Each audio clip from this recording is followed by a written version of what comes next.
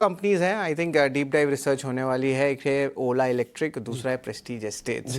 तो of course information तो है ही, लेकिन अब इसमें डीप डाइव में क्या रहने वाला है बताएं। सी तो सबसे पहले हम ओला इलेक्ट्रिक की अगर बात करें तो यहाँ पर हमने पहले भी कंसर्न रेज किए थे कि जो इस तरीके से मार्केट डायनामिक्स में चेंज हो रहा है, लेगेसी प्लेयर्स आगे आ रहे हैं, उसके बाद से जो न्यू एज प्लेयर्स हैं जो कि फाइनेंशियली वीक हैं, उनके परफॉर्मेंस में और ज़्यादा दबाव देखने को मिल सकता है। और पिछले महीने जो हमने मार्केट शेयर का डेटा देखा उसके हिसाब से बिल्कुल साफ था कि न्यू एज प्लेयर्स का जो मार्केट शेयर है वो धीरे धीरे गिरता हुआ नजर आ रहा है।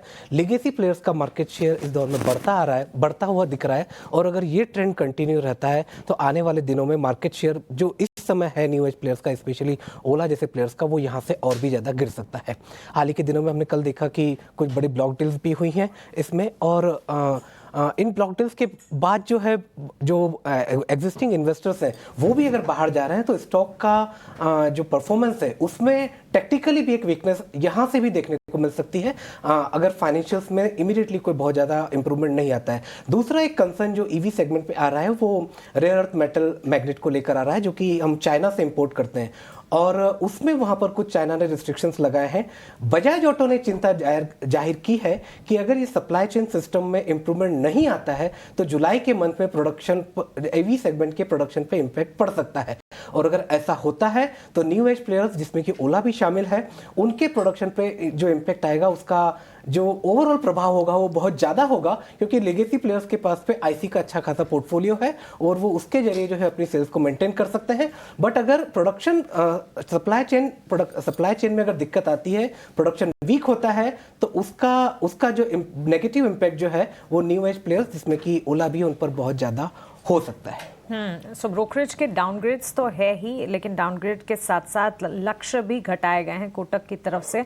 ओला इलेक्ट्रिक, न्यू एज प्लेयर्स पर कंसर्न्स और चैलेंजेस जिस पर लगातार हमारा फोकस है। लेकिन अब आ जाते हैं आज की डीप डाइव रिसर्च पर।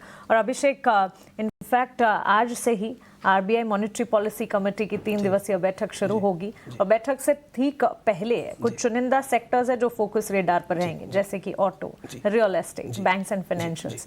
ब्याज दरों में कटौती की उम्मीद से आज कौन सा स्पेस, रियल एस्टेट सेक्टर पर फोकस है आपका? जी हाँ, इसी मद्देनजर जो हमने रियल एस्टेट का स्टॉक चुना है। और बट इसके प्रेस्टीज एस्टेट को चुनने की दूसरी वजह ये भी है कि इसका एक यूनिक बिजनेस मॉडल है, वेल डाइवर्सिफाइड बिजनेस मॉडल है इन टर्म्स ऑफ ज्योग्राफी और इन टर्म्स ऑफ सेगमेंट। लगभग इसका 45% सेल्स जो है वो बेंगलोर से आता है, और उसके बाद 30% सेल्स जो है मुंबई जैसे मार्केट से आता है। लार्जली इसको कहा जाता है कि ये एक सदर्न मार्केट का बड़ा प्लेयर है, बट हाल ही के दिनों में जैसे मुंबई या दिल्ली जैसे बाजार में भी जो है कंपनी अपनी पैठ बना रही है।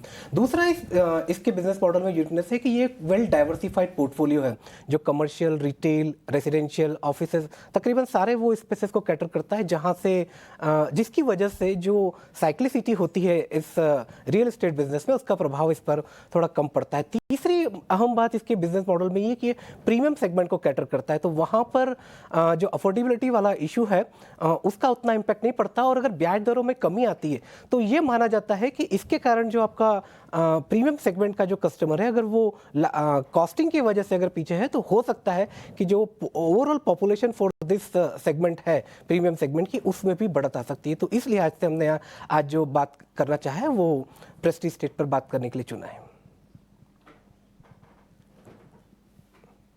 ठीक है, प्रेस्टीज एक वेल डाइवर्सिफाइड कंपनी, रेजिडेंशियल में तो है ही, और बाकी कमर्शियल पोर्टफोलियो भी ठीक ठाक इसका बड़ा होने वाला है।